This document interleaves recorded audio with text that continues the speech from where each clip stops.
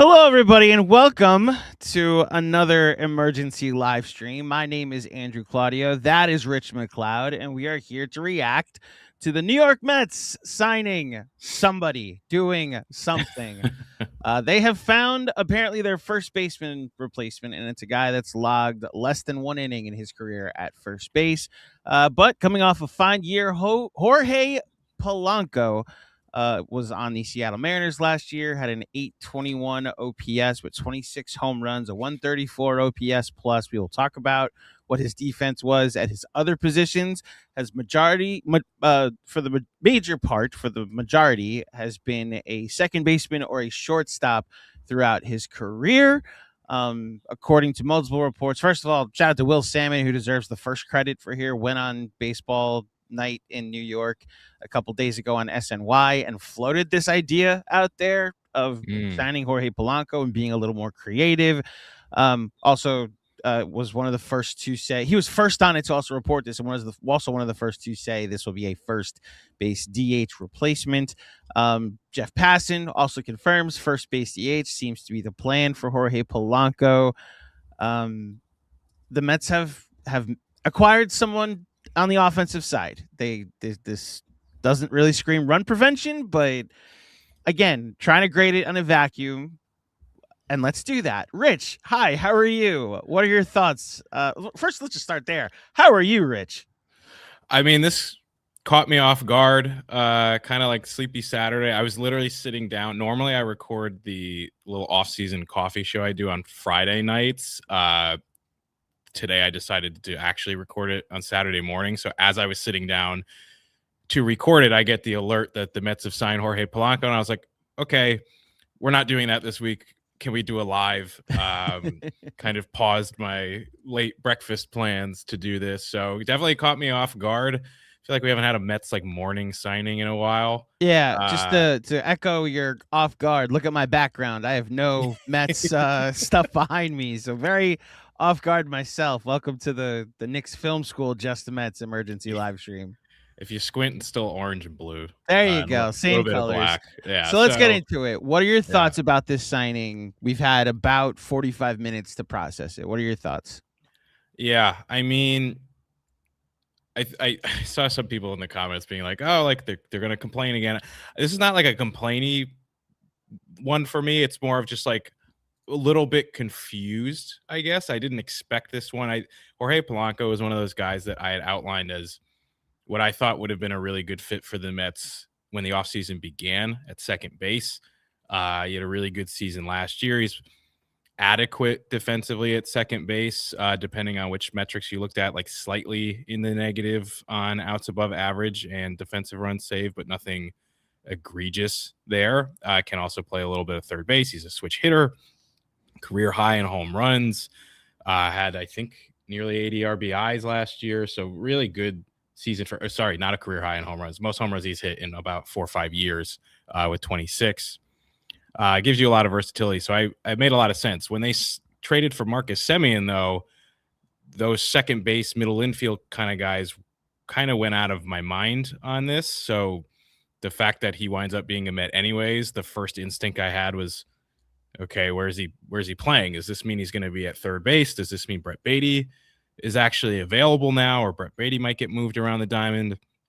And then quickly we had Jeff Passan put out there that the expectation for the Mets is that they're going to play Polanco at first base and a little bit of DH. And that's where I was like, okay, that's interesting to me. I literally, right before we went live, I finished a very fast, like, breaking news post for the newsletter on this. And I wrote that for a team that's offseason slogan has been run prevention, signing a guy who has never played first base, like, Fangraphs doesn't even say he has an inning. It's like it has him at 0.0 innings and 1 appearance at first base. So he might have not even ever gotten an inning there. He might have come in. He might have been the official switch defensively, but they never actually played an inning there. So for them to make that move is curious to me. And maybe the thought is, he's played first, or he's played second, third, and short before. He can learn the position. It's an easier one if you can be good at those other 3, but it's still going to be something that at age 32, he's going to have to learn the position for the first time. And for a team that is again, been screaming about the defense there and let Pete Alonso leave this week and hasn't been in on a lot of these other first basemen, it seemed as like a curious fit for me. And I'm just interested in the thought process. So I'm just okay. I think I found it, Rich. I went looking for the game that he played first base on April 6th of last season against the San Francisco Giants.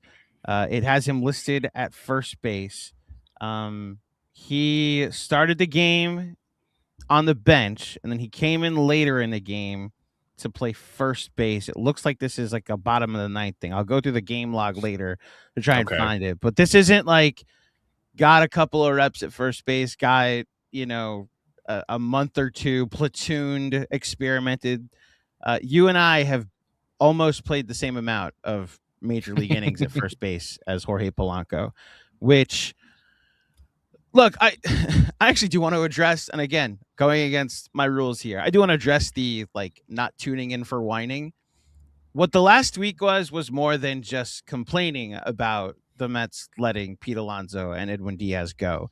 There is also a shift in what I perceived was the Mets' reality and possibilities with their payroll.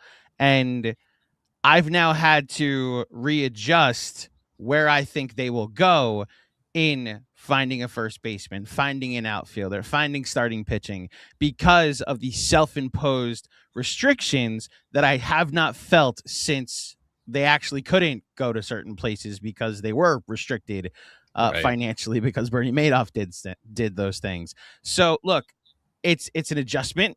I ask for your patience, people watching, and I think a lot of Mets fans actually feel the way we do, in that I thought you could go to certain places that you clearly don't intend to go to, which is how you end up with Jorge Polanco playing first base. I forget who put it out there just now, but that this is a common thing that David Stearns has done in the past. He moved Colton Wong to first base. He moved Keston Huera, a catcher who had never played first base, to play first base when he was in Milwaukee.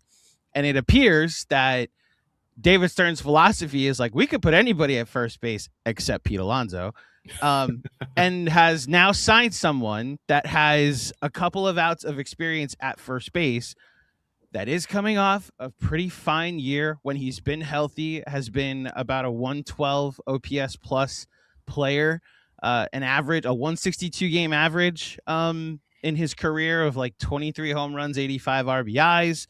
I mentioned his most recent season, an 821 OPS, 26 home runs in a ballpark that just isn't great outside of Cal Raleigh for home runs.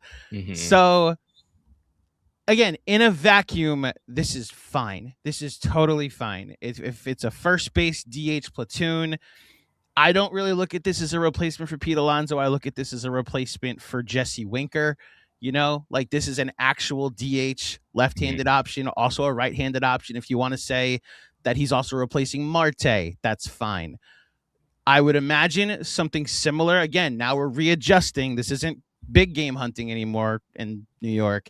We're readjusting our expectations. Like, okay, so is Ryan O'Hearn paired with Polanco the plan to replace at first base on DH, and like that's your platoon in that kind of way. So yeah, I'm trying to grade this on its face. And look, this is a thing that you and I talked about when the trade happened, but when they acquired Mark Semien, I never saw him as a top of the lineup guy. I saw him as a bottom of the lineup guy. And if his bat is as bad as it was for the first 2 months of the season last year, this year, that's not an everyday player.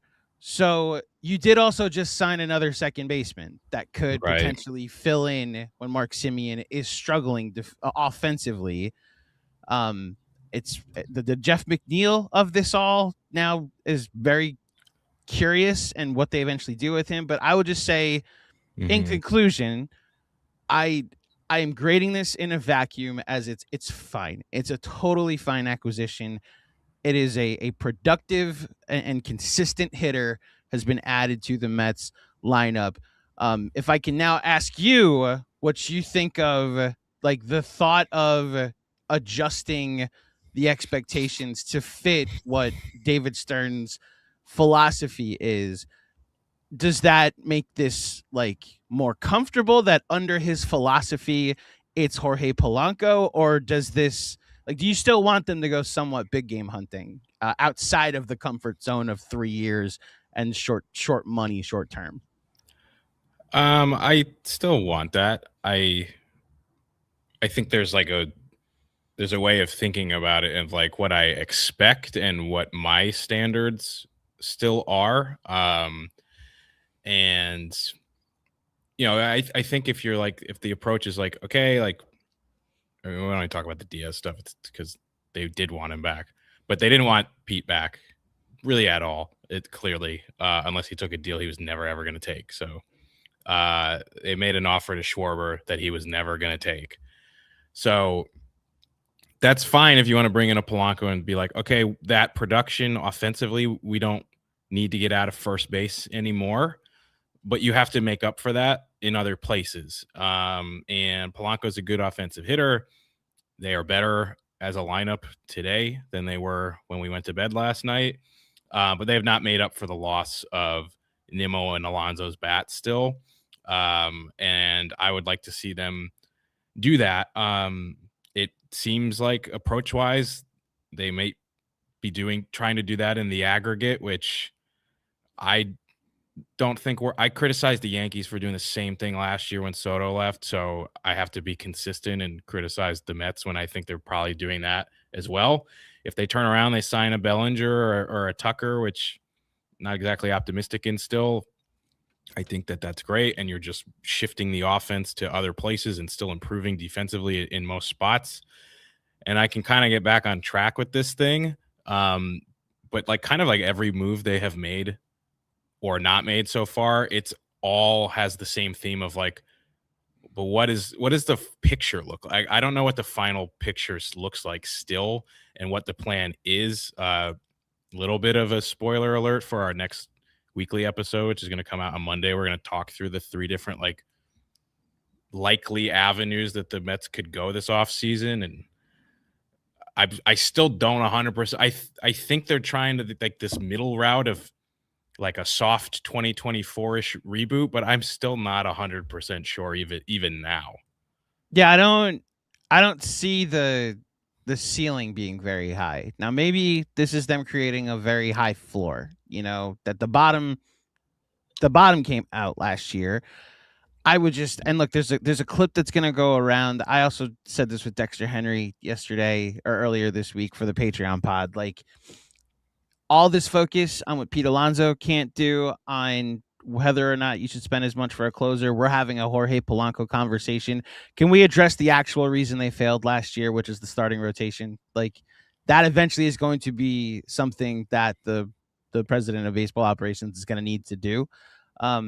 Now, some of that might just be like, let's not have Frankie Montas and Paul Blackburn starts. Let's have Joe Natang, Nolan McLean, and Brandon Sproat starts instead. But as of right now, they have not done anything. Someone in the comments, don't worry, we got Carl Edwards Jr. As of right now, they have not addressed their biggest weakness as from last season. They've only gotten worse offensively. So again, in the moment, Jorge Polanco, a fine hitter. He's going to be 33 this July. It's a 2-year deal. He can DH a little bit. I mentioned this in the Mets therapy reaction, Rich.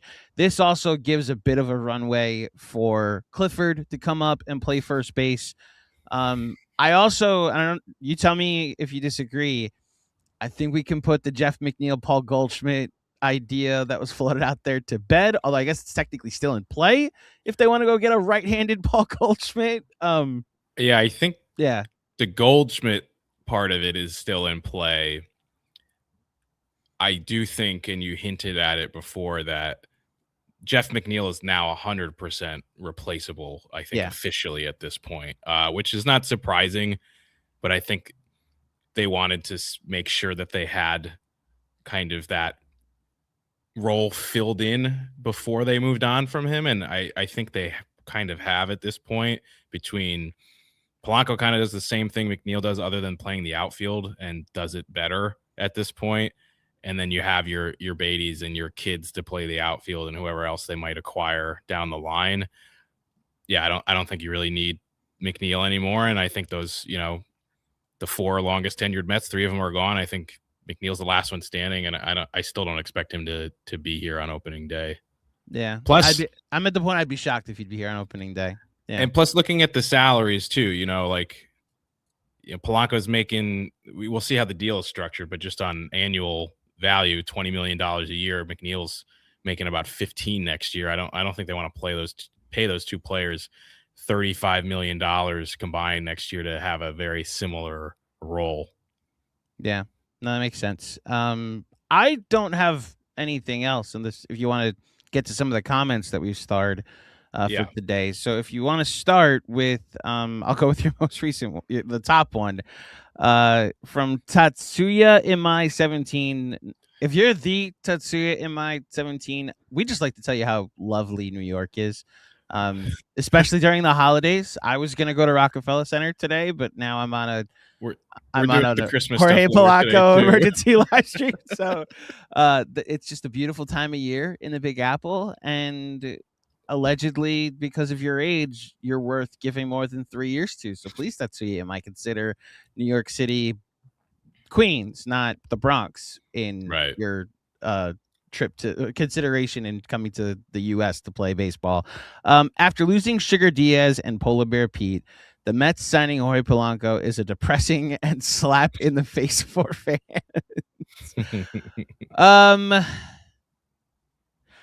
Again, it's a readjustment of expectations for me. That's what the last 5 days has been. I don't think they're going to be in on Kyle Tucker. I don't think they're going to be in on Cody Bellinger. I don't think they're going to be in on any of the more than 3-year players that could potentially be available. I think you're looking at 3-year deals as a max. They may go out of their comfort zone for 4 if they really want someone. I don't know who that someone would potentially be. I got to be honest, all the reporting from Heyman the last day or two about Skubal has made me less optimistic that they'd go all in on a Skubal trade. I think it's actually made me more skeptical that they would even do that. But we'll see. I don't. Tatsuya I'm hearing how frustrated you are about the Mets. Come here and fix things, because you would actually improve the starting rotation a lot if you pitch anything close to what you were in your last couple of years in Japan. What are your thoughts, Rich?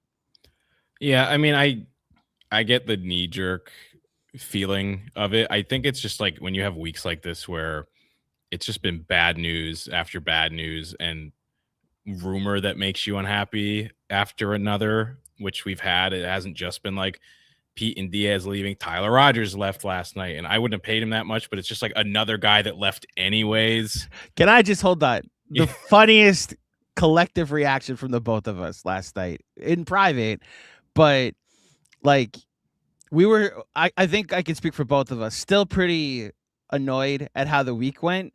So we saw the Tyler Rogers signing, and we were both like, that's too much to give Tyler Rogers, but also fuck you, David. Like, I understand not giving him that contract. I also don't want to co-sign anything right now. Yeah, I'm still mad. I'm still mad. The totality of it. It's like I said, you could go in on every individual move of a guy who left, and you could make an argument. But when you combine it all, that is what we're reacting to. And it's the fact that they have all left. And Robert Suarez, I don't think we've talked since then. Robert Suarez went to the Braves. So I think the combination of all of those things, just like we're reacting to the larger scope of things, not individual moves. It also, this is either really great writing from Heyman or the Mets are just saying the wrong thing. Reasonable try part of the Rogers signing, and then what was the Suarez wording that I made fun of? They had they discussed concepts of a plan. Yeah, they discussed concepts. Like, you're giving us ammunition to make fun of you at that point, which when you have the week you just had, was back. Exactly. Like these phrases end up falling under meaningful games in September, and I hate to say it, run prevention is entering into that lexicon at this point. So I think I speak for both of us. It's a fine deal. It can't be like the major move they make. They have a lot of work still to do. It is a fine deal in a vacuum. He is an additive piece to the roster, which I think leads us to go here with the next question from Amud Productions, A Mud Productions. I made that foreign for some reason. A Mud Productions. How does this team that we have today after Polanco make this a better team than last year? It doesn't. It's still an incomplete picture, Rich. Yeah, so if you've been following us on Twitter, _Mets if you're not, I've been putting out a tracker with every official move that the Mets either make or when a guy officially goes elsewhere, that is tracking the net gain or loss of FWAR compared to last season. So as of today, after this move, when you take all the players who have left the Mets, all the players the Mets have brought in, they're currently at a minus 3.1 FWAR compared to last year, which means they've lost 3 wins above replacement since the season ended. Polanco helps that quite a bit because they were at negative 5.7 when this morning started. Polanco was worth 2.6 FWAR last year. So at this present moment, they are not better than they were last year, but they're better than they were yesterday. That's how we kind of have to focus on it right now is, can the Mets continue to make moves and improve? And when the offseason is complete, can we look at the team and say that should be better than where they were when the season ended? I think they have a steep hill to climb there. They're still in the red on that. And obviously we're also reacting to just like, we're just going off a WAR from 2025. That's not a total predictor. Some guys could be worse than they were last year. Some guys like Devin Williams could be better.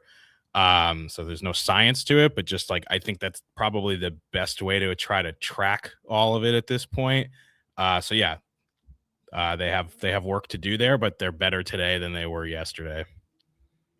Progress, I guess, isn't a direct lineup. You can take steps. You can just do this instead. Right. The problem is they dug a hole when they did started and dug themselves deeper than they already were, and now they have to make up for that and try to improve on top of that. So it's going to take a lot of moves, and it might be a quantity over quality approach, but we still don't. We're still guessing.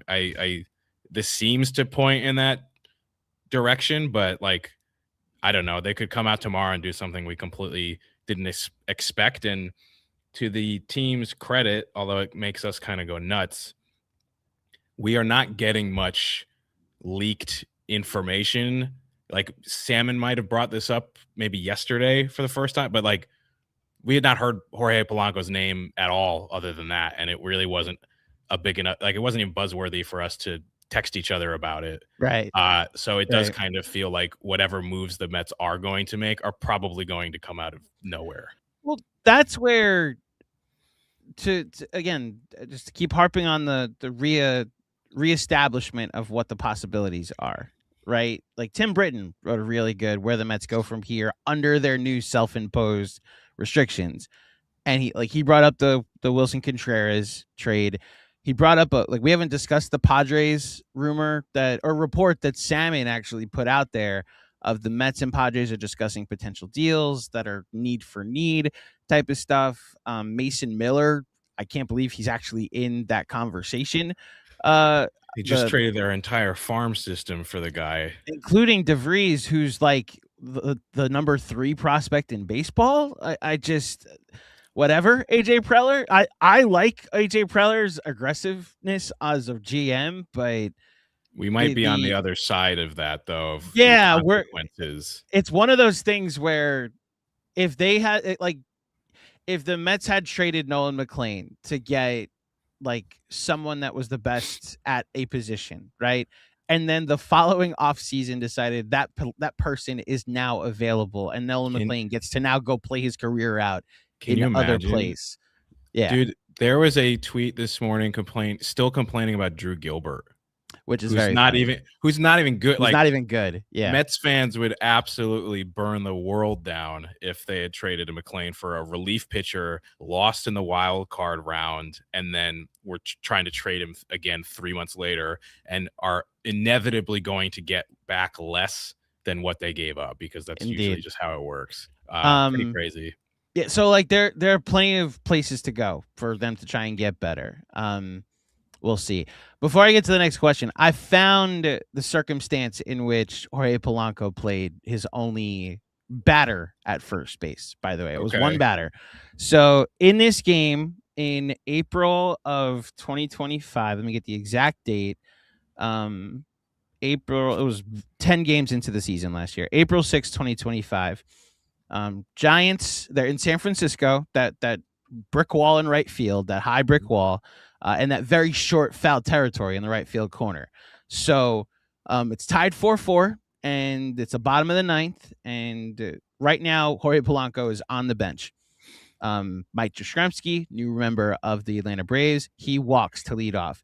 Second batter grounds out. It's a force out at second base. Second batter is Luis Matos. They get the force at second, safe at first. Matos goes to first. Patrick Bailey, then with one out, hits a looping fly ball down the right field line into that short foul territory. And Victor Robles makes a phenomenal catch diving into the netting. Him being hurt, he gets hurt on the play, but there's 2 outs now. As a result of him getting hurt, he has to leave the game, and they don't have a backup outfielder. So what they do is move Miles. Guy, I just found out this person exists. Miles Mastrobuoni moves from third base to right field. The guy that was playing first base, Dylan Moore, moves from first base to third base. And then entering the game to play first base in Victor Robles' spot is Jorge Polanco. What followed was old friend Wilmer Flores with an RBI single to end the game. That is the only time Jorge Polanco has ever played first base. Interesting. Yes.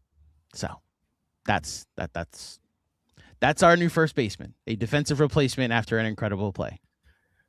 Well, I'd feel better about it if they hired Ron Washington, I guess. Yes. Anybody's who's watched Moneyball, extremely hard. It's not that hard, right? Tell him, Wash, it's extremely hard. Mm-hmm. Indeed. I put that up there. Ian Schaefer with a comment. You can't sell Polanco at first base for letting Pete go for defensive improvement at the position. So this feels much more like a prelude to a trade. I mean, so they could theoretically do this and trade for Wilson Contreras. They could, or again, it's like, are they trading for something somewhere else? I have a hard time believing that they're not going to make one big trade this offseason still. It just has felt that way the entire time. Even now in this, like, maybe they're resetting a little bit for 2026 kind of thing. I feel like if they're going to make a big, splashy, unexpected move like the emergency live stream we've been hoping for this entire time, it's going to come in that trade market. Yeah, I don't think it's going to be at first base, but you know, if you believe that he can be adequate defensively at first base and split time there with somebody else, like a Goldschmidt or somebody like that, and then you get some of that more offensive punch in the outfield or something like that, because that really seems to be the only spot, unless they're going to add a third baseman and get rid of Brett Beatty. Their infield continues to get older and older, which is interesting, with Lindor and Semien and now Polanco, all above 32 years old. I think Lindor's the youngest of those three. Brett Beatty's the only guy under 30 years old. So I don't think they want to bring in like a Bregman and then all of a sudden you have an all 30 plus year old infield. So yeah, it seems like that trade, if it's going to happen at all, would likely be in the outfield, which I still am. I'm growing more pessimistic, of course, especially with this past week, but I'm still holding out hope that they've got one big trade in them somewhere. Yeah. I think the not a word, but I'm going to use it anyway. The bigness of the trade really varies in your expectations. Yeah. You know, if you're thinking that they can't, like the Fernando Tatis big trade, I don't think is coming. if you think that Jarren Duran is a big enough trade, then that's something. That's a guy that could play center field. It's a guy that can play left field. You then now you keep the runway clear for Benj to come up and play one of your outfield spots. Like that is not superstar, although 2 years ago it was a superstar, an MVP candidate. Like that I think is in play. But if you're expecting the Skubal trade is the one I keep going back to, because that, when I talk about meeting a need, it fills their biggest need, which is a starting pitcher, but at a front of the rotation starting pitcher. Right. So yeah, this isn't, Ian, to your point, this is not a defensive replacement for Pete Alonso. This doesn't help run prevention any way whatsoever. The moves they make after this could, starting with the pitching, but in a vacuum, again, I started it this way. This is not a Pete Alonso replacement. This is a Jesse Winker, Starling Marte replacement. This is a guy that can be in your lineup, and it's not Winker, or hopefully is healthy to play more than Winker and healthy to play more than Marte. And it's probably a McNeil replacement.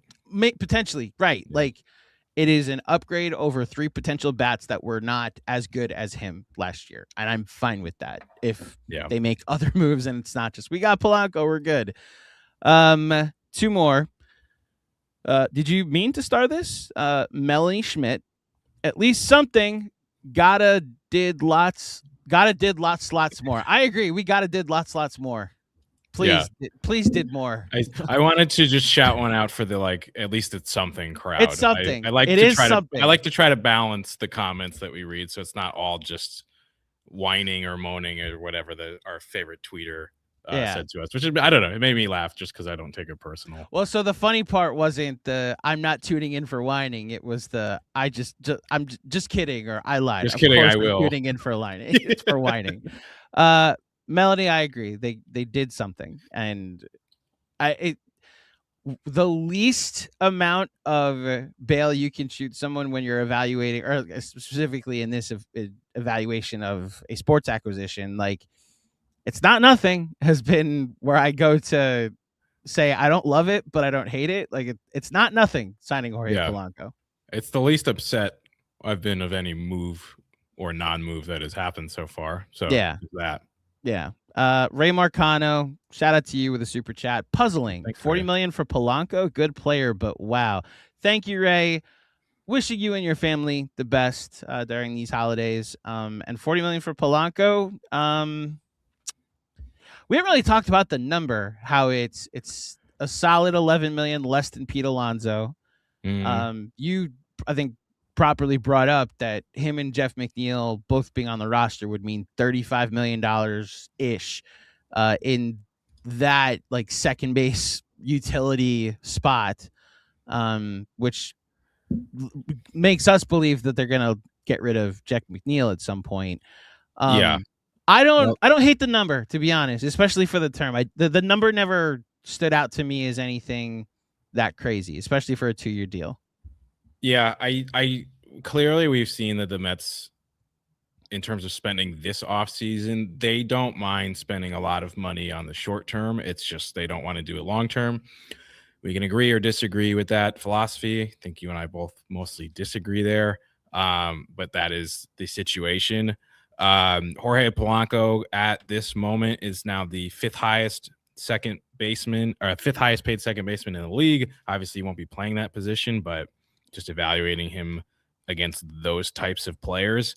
Funny enough, Marcus Semien is 3rd and Jeff McNeil is 8th. So I don't think they're going to keep all 3 of those guys. 2 of them just got brought in. So ipso facto, goodbye, Jeff McNeil. I'm sure we'll be doing a Jeff McNeil has been traded emergency live stream at some point in the next month or so.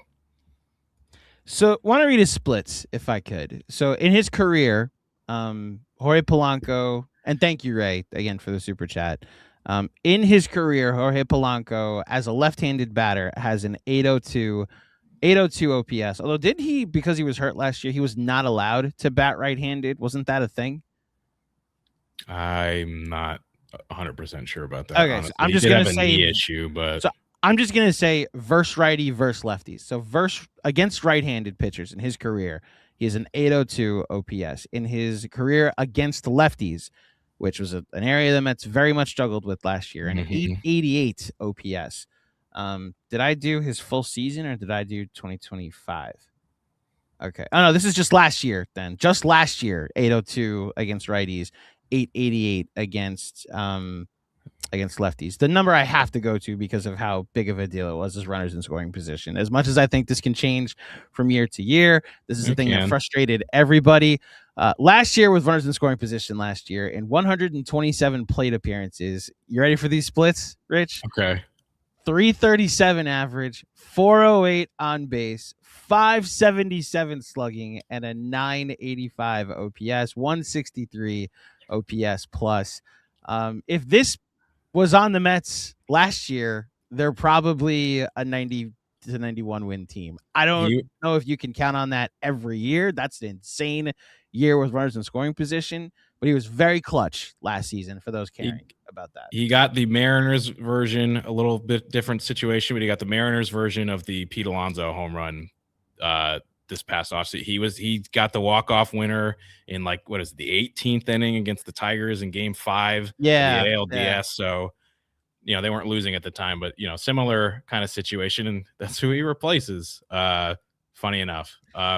Also, just last thing on the money part, if you just want to rank him against first baseman, he's actually tied for 6th highest paid first baseman in the league. Again, it's just a 2-year deal. That's the major difference here. All the other guys are signed to long-term contracts. It's Vlad, Pete, Freddie Freeman, Bryce Harper, Matt Olson. He is tied with Christian Walker, who's under contract for 2 more years. And the Astros seem to be trying to get out of his deal. And then it's just a shade above Josh Naylor and Wilson Contreras. Interesting. I will add the low leverage, medium leverage, high leverage that that MLB reference, that baseball reference has. How they define low leverage, high leverage, medium leverage, I will tell you in a second. But in high leverage situations, 102 plate appearances, he had an 1146 OPS last season. In low leverage, it was 760, so he wasn't even 731 in medium leverage. But in high leverage situations last year, in 1146 OPS, and then the dreaded 9th inning that the Mets struggled in so much last year. Unfortunately, he had a 613 OPS. So, hate to say it, folks, that he still probably wouldn't have gotten the big hit in the 9th inning that we were asking for last year. Maybe he would have gotten it in the 10th. You know what? He would have needed just one, and it would have been improvement. In extra innings last year, he had a 1.071 OPS. So we've gone off the rails in looking at these numbers, but we'll take it. Another comment from Pitt Mets Zep. I'm assuming this is a Pittsburgh Mets Zep. This also could open up the possibility of Brett Baty being dealt. You mentioned this. Polanco could easily slide over to third base. So Mendoza's saying that Brett Baty will see the reps at third base, has earned the third base position.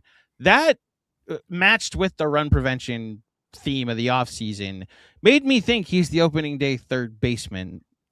Does this, to his question, or to Pitt Mets Zep's question, does that change for you the possibility of Brett Baty being the certainty even of Brett Baty being the opening day third baseman? Nothing is certain about this Mets offseason, and if this week told us anything, it's what the manager says publicly carries extremely little weight because he has no control over what the people running this roster are doing. We spoke earlier on one of our winter meetings live streams earlier this week about does it matter that he talked about bringing Edwin Diaz back? Does it matter that he talked about wanting to bring Pete Alonso back? Didn't matter. They're both gone. So I'm sure if he had I'll take one of John Macri's favorite words, druthers, that Brett Baty would still be here, and I think he probably will. But am I certain about it? Absolutely not. Anything is officially possible in terms of the shakeup here. I do think that's a young player they'd like to hold on to, but if they got a deal that made sense for them and whatever direction they're taking, I'm sure they'll explore that too. I fully expect Brett Beatty. Expect Brett Beatty to be the Mets opening day third baseman. Now, if we're looking at Mark Vientos still being, which I think I think Mark Vientos will be on the Mets opening day roster as a first base DH platoon, which to James Buckley's comment here, just as Vientos first base. Haven't really discussed the possibility of him being the first baseman last year. The scenario that David Stearns was very comfortable with going into last season until Pete Alonso and Steve Cohen met in the offseason to bring him back. Very comfortable with Brett Beatty being his opening day third baseman and Vientos being his opening day first baseman. So I now ask you, with Polanco now in the mix, and if Vientos is like a first base / DH platoon with Polanco, does that entice you any more, any less? It's I mean, one, what a change up, because like Vientos was probably the player I was the most confident wouldn't be here the day that the season ended. And now he might be one of the guys who actually survives that. It's all about just like hope and promise and potential, which could be the big theme of 2026, depending on how the rest of this offseason goes. What? No. I saw your comment. So you put this comment in the chat. Thumbs up if you like the move. Thumbs down if you don't. And people are putting their emojis in. I agree. Put in your emoji into the chat. I don't want people liking or disliking the video. Yes, please. Yeah, just I want to clarify. I was emojis like, oh, no. In the chat. Thumbs up if you like it. Yeah, I just wanted to clarify. That's good. You're good. Yes. All okay, right. Continue. I thought news broke, and I was like, oh, God. The way this week has gone, that is my thumb would have been down. I would have put a thumbs down into the chat if it was. Yeah. But yeah, it seems like the theme of 2026 may very well just be promise and hope, and if things go right, again, very similar to what 2024 was, and everything worked out for them that year, and most things didn't work out for them last year. So we'll see. I would love to see a Vientos bounce back offensively would be huge for this team. The power is in there. It's just how consistent is he going to be able to be? And, you know, he had a lot of stops and starts before 2024. I was not particularly high on him. He just kind of seemed like a high strikeout guy. Like the way he played offensively this past year was kind of what I thought he was going to be offensively in the major leagues before the breakout. I would like to think that 2024 is not completely fake, but we have seen that from young players before who come up. They have an explosive kind of year, and we don't see that again. You know, look at Alec Boehm with the Phillies. They want to get rid of him every offseason. Nobody will take him. He's still a solid player, but yeah, if we have no other choice than to hope that he plays well, then I'm going to hope that he plays well and he recaptures that. But, you know, after last year, I would just like to go into a season with more certainty in positions, and I don't know that we're going to necessarily be getting that. So Painter Man, if 6RI, we eventually StreamYard / YouTube, please give us people's names. Yeah, display names, please. Please. How come so many Mets fans hate Vientos? I think he could be a good MLB player. You could be right. To also borrow a John Macri-ism, reasonable minds can disagree. I think it is a reasonable take and perspective to have that there's still something there with Mark Vientos, and you have years of control with Mark Vientos to figure it out. I don't think it should be that he has the job right away on opening day as the opening day DH / first base. I don't think he earned that last year. 2 years ago, he was a playoff hero, was the power hitter in the lineup we needed when Pete Alonso was having the down year that he had. We're going to need him to do that again, because not only is Pete Alonso not going to have a down year for the Mets, he's not going to have any year for the Mets. So he's going to have to be part of an offensive replacement that, look, I've seen some of the Steamer projections. For those who don't know, there is a website called Steamer that projects what and zips like some of the other projection models. They use like really good data to project how a player is going to do. And they have Mark Vientos at like 31 home runs. this year. I sign up right now if he's like a 31 home run hitter. Really? Yeah, like because he's going to get the at bats. If you grade out that power over 162 games, it's a 30 home run hitter. And I'm here to say he does that. They'll be better. They'll be right in the thick of things for the playoffs. I don't know how much I can trust because he had one good month last year. I don't know how much you can trust on Mark Vientos being an everyday player. Reasonable to think he can be, though. And look, if we're pivoting to run prevention, he's not an everyday first baseman. He's an everyday DH. He is a full-time DH. Which is still open. Can situationally play first base if you want. Here's the sneaky thing. They're going to say, well, he can play third base every now and then, right? Like the Mets will probably put him in third base. Doesn't scream run prevention to me to put Mark Vientos at third base ever again, personally. I don't know that we'll see him at third. Like if you need Vientos to play the field on a given day, like wouldn't he play first and you could put Polanco at third and Beatty gets a day off or DHs or something? You know what? There's your path. Against lefties, Polanco plays third, Vientos plays first, or DHs. And look, offseason's not over. Go get a Ryan O'Hearn. He can be your first baseman. Still. Yeah. By the way, cool stat that I just saw from TJ Stats on Twitter, who's a big, great like analytics guy, pointed out that obviously we saw that like Polanco's power came back in a big way this past season. He is a fly ball machine, according to TJ Stats, and his strikeout rate dropped from 29.3% the year prior to just 15.6%. So bat to ball power, which is pretty rare in general in this league right now, so you kind of get one or the other. So if he can repeat that on a new team, new ballpark, new hitting coach, he helps the Mets get to, he's a very like Blue Jays type player. And if you want to try to emulate what the Blue Jays did, because that's like the hot way to do it right now, he's that kind of guy. So I like the move. It's just, again, I like the move in a vacuum. What's the greater picture of the offseason? We still don't know. By the way, over 4,000 people watching us right now on a Saturday morning, afternoon at this point for Jorge Polanco. Shout out to all you guys. Yes. Thank you for tuning in for all this whining. Hopefully we didn't do so much. This is a fairly even-keeled live stream. Don't think I've whined that much. Don't think you've whined at all, really, Rich. I don't think so. More comments that we've been going through. So Sadiq Rahman says, does Stearns know that his team didn't make the playoffs because of starting pitching? I've been screaming it this entire offseason, Sadiq. They're going to sign Michael King and call it an offseason, aren't they? I mean, I don't think they're going to be on Framber Valdez. I don't think they're going to be in on...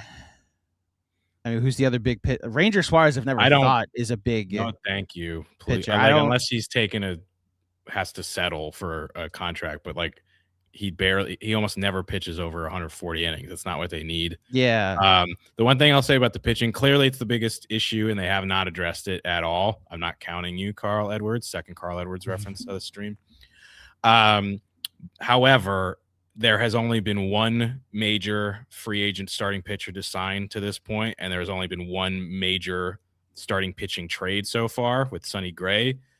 That market is still largely untapped, and that is kind of how I evaluate action and inaction usually, is what's the rest of the market look like, and that has mostly stayed put, so I'm not nervous about it. I'm obviously antsy. I would like to see them address that sooner than later, but most of the options are still available in trades and free agency, so I wouldn't react to that quite yet. That market's just like looks like it's going to move slower. I agree that it's too early to say they didn't do anything to address the pitching. I think it's still their most important thing to address. Yeah, I echo the sentiments that they freaking better. Yeah. I also don't hate the idea of Michael King. It can't be their only move. They can't just be like trade Kodai Senga, sign Michael King. It can't just be that one for one. There needs to be more, like the David Peterson stuff from the past couple of days. I'm very here for a David Peterson trade. I think it would be a sell high potential trade. I would also be fine bringing him back, and like he's a lefty, and those are a dime a dozen these days. He made the All-Star team last year.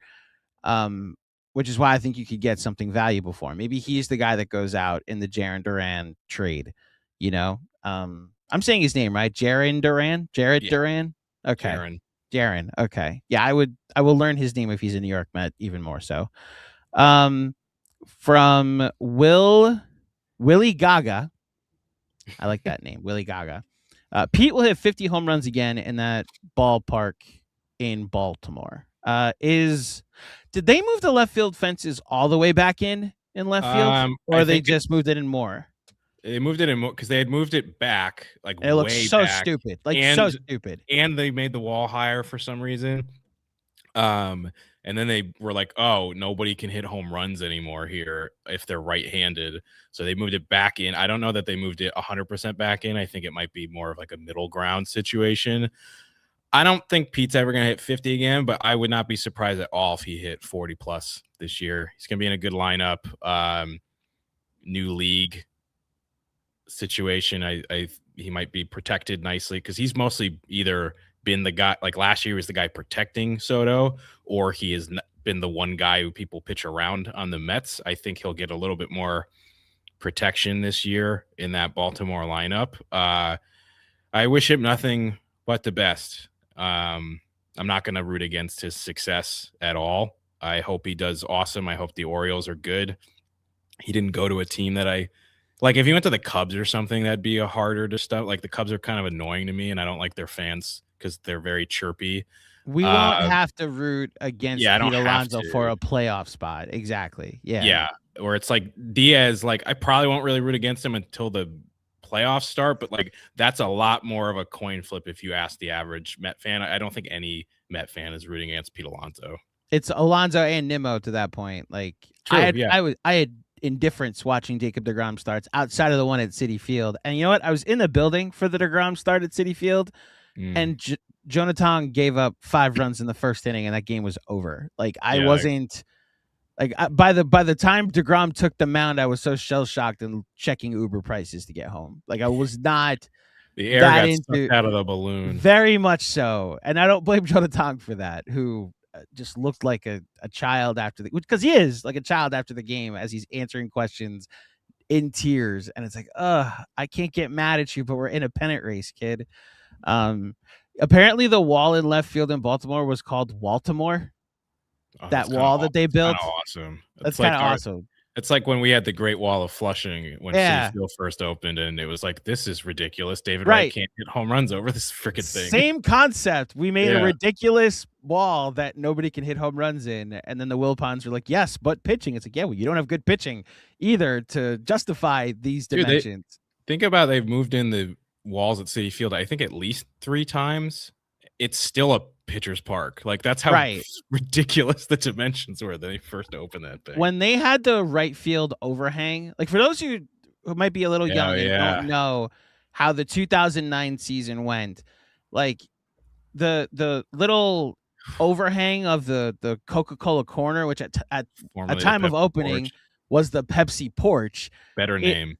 It hung over into Fair Play, like the little area in right field where you can watch from like behind a fence where Soto is with the netting that's above it, where home runs get hit onto it. Pete hit a walk-off home run at Citi Field that landed on the netting.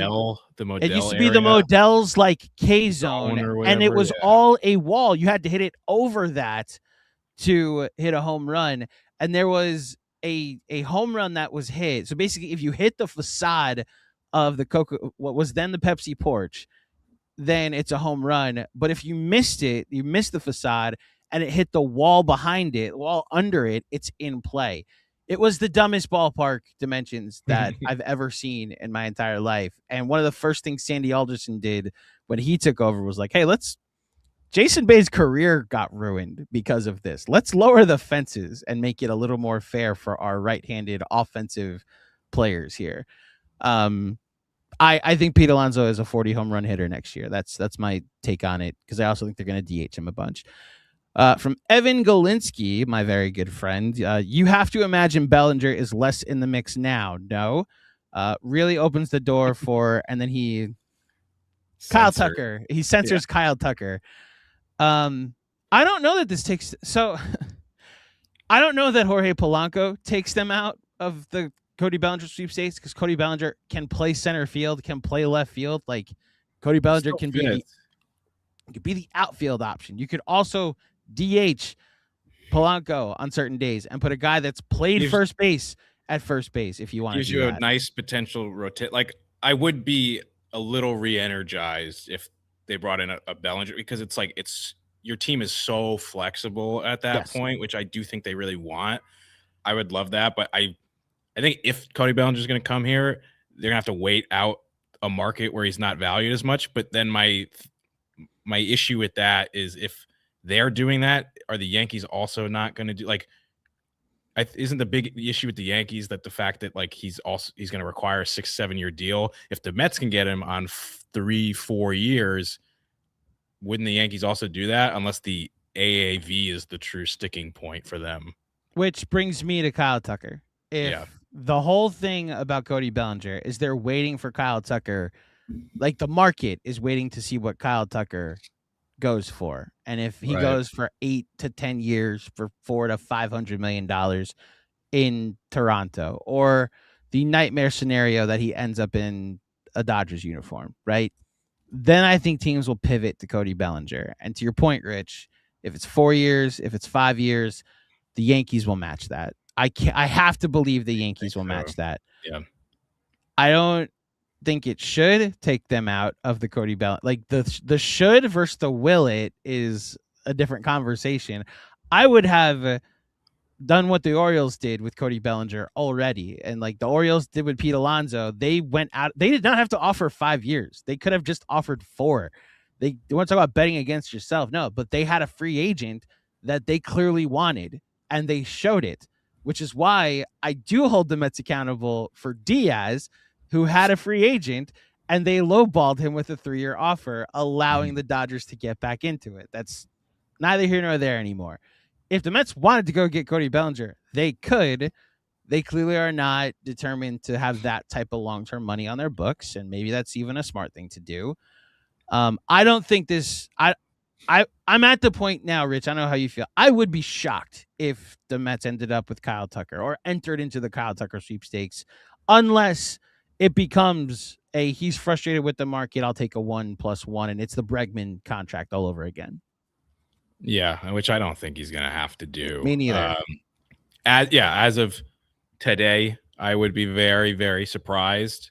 I'd love for the reports and the winds on that to start blowing in a different direction. It would be a surprise, but it would really change how you feel about this offseason. Like, it'd be like, all right, David Stearns, perhaps I judged you too harshly. Thanos 2020, 2019, whatever that movie was. I was unfamiliar with your game. It's the Shaq meme. It's like, oh, yeah, I was unfamiliar with your game. Okay. I mean, that would be like I'll flat out make a video. I'll speak dead in the camera and say I was 100% wrong.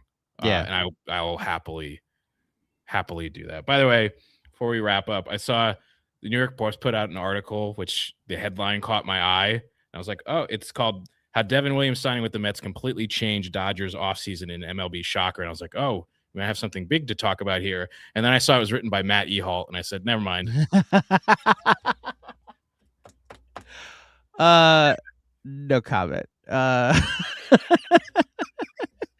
Last one here. It's a trade suggestion from Armand is Amazing with a Jets jersey in an animated Jets jersey. Trade suggestion: David Peterson to Astros for Brian Abreu. Mets need bullpen. Astros need starting help, and both are free agents after the season. Straight 1-for-1 swap. What do you think? I like Brian Abreu a lot. It's just, we're talking about these like need for need trades, and the Mets need both things. So can I get Jake Myers in that? Yeah, I mean, that would be interesting. Yeah. I would say Abreu and Jake Myers, and I'm good. I'd say the Christian Walker thing is officially off the table with just the money. The Mets aren't going to pay Walker and Polanco combined $40 million next year. I don't see the reason or the need even to do that now. Yeah, I mean, the only way you do this is like you're like, we have 2 starting pitchers moves on the horizon anyways. We plan on bringing in 2 new arms, and then this improves our bullpen, and we run with the rotation of McLean, Manaea, Holmes, I guess Sanga, and 2 more arms, and Peterson helps you upgrade somewhere else. That makes sense, but you gotta be like confident that you have 2 rotation improvements if you're gonna do something like that. Yeah, Brian Abreu last year, for those who don't know, had a 2.28 ERA in 71 innings pitched. He's very good. 105 strikeouts in 71 innings pitched. This is Diaz numbers. 13.3 strikeouts per 9 innings. Walks are pretty high, but the Big whip slider. is not. Yeah, whip is not very high. FIP is low. Yeah, like he would be an elite arm for a year, and maybe that's what they need is an elite arm for a year. I would be open to it for sure. I guess like asking for Jake Myers is too rich in that situation. I don't hate it, Armand. Does I Jeff actually like McNeil this as get an idea. packaged in that? And is it So- 2 for 2? Like, and you're just Well, so- swapping guys again. I don't know why the Astros are doing that at that point, unless they like really, really like David Peterson. Right. But like, I don't know. We're getting creative because the Mets are clearly getting creative here. Yes, I co-sign the creativity, and we were able to get creative and do an hour on Jorge Polanco signing with the New York Mets. We were like starting to wind down at like 18 minutes in, and then just flew for another 40 after that. Yeah, thank you to everybody for interacting. This was probably our most interactive live stream. Thank you for tuning in. Whether it's on YouTube or on Twitter, we appreciate it. If you're watching on YouTube, please like this video. Remember to subscribe. If you're listening on the podcast feed later, 5 stars. Leave a 5-star rating and a review. Apple, Spotify, whatever it is. Follow Just Mets on all social platforms: TikTok, Instagram, Twitter. What are the other ones? Blue Sky, Threads, all the things. Yep. We're on there. And then, of course, our Patreon. Check that out. We have a bonus episode every week for just $5 a month. I had a conversation with Dexter Henry of the New York Post, the host of Straight Outta Flushing, which I will be on tomorrow as well. We're doing a home and home of some sorts. So nice. Check back for that later. Rich and I will be ready to go live if something else happens. That emergency live stream we're waiting to do where they make the big move that we're hoping that they actually make this off season. But Rich, any final thoughts before we get out of here? No, I appreciate everybody for watching, interacting, and confusing move on its face of, again, just like the overall picture of the off season. But like, I like it in a vacuum. It's a step in the right direction. Finally, this week was such a tough week. I think the Mets needed to do something, and I know this isn't going to please everybody, but they got a little bit better today, and I hope we can say that several more times over the next few weeks and months. Indeed. He is Rich. I am Andrew. Thank you for watching. Thank you for listening. And in the words of the immortal Gary Cohen, we are out of here.